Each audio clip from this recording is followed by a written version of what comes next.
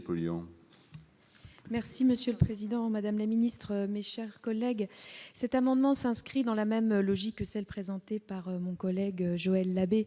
Il y a eu beaucoup de débats depuis la discussion à l'Assemblée nationale sur ce point, le fait de conditionner les investissements de l'État, la prise de participation de l'État dans un certain nombre de grandes ou moins grandes entreprises à finalement la mise en œuvre, alors pas immédiatement, mais dans les 12 mois, mais de mesures claires, précises, pour faire en sorte que la France respecte enfin l'engagement pris dans l'accord de Paris. Parce que je vous rappelle qu'aujourd'hui, si nous continuons sur la trajectoire telle que nous sommes partis, eh bien, nous serons dans l'incapacité de répondre aux engagements que nous avons pris. Et tout le monde était unanime pour dire que ces engagements étaient absolument indispensables.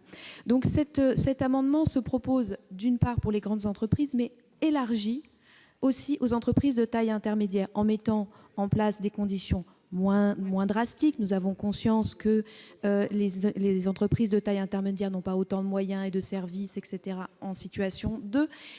mais de toute manière, nous sommes dans une situation où il faut quand même que nous profitions, entre guillemets, de la situation dans laquelle nous sommes pour se dire que l'économie de demain ne sera pas celle d'aujourd'hui et que l'économie que nous allons aider à sauvegarder, elle doit prendre un chemin qui soit celui d'un chemin compatible avec la préservation de notre environnement.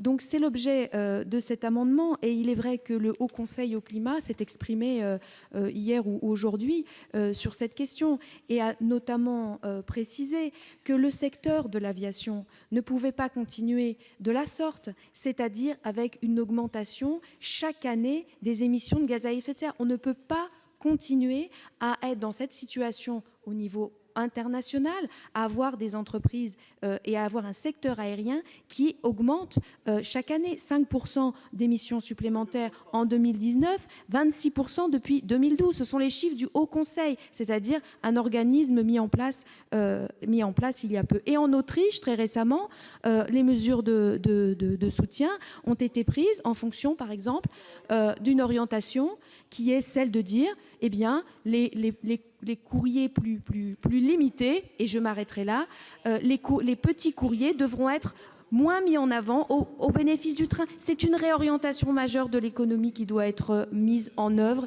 et il faut que nous répondions présent à cette nécessité. Merci, chers collègues.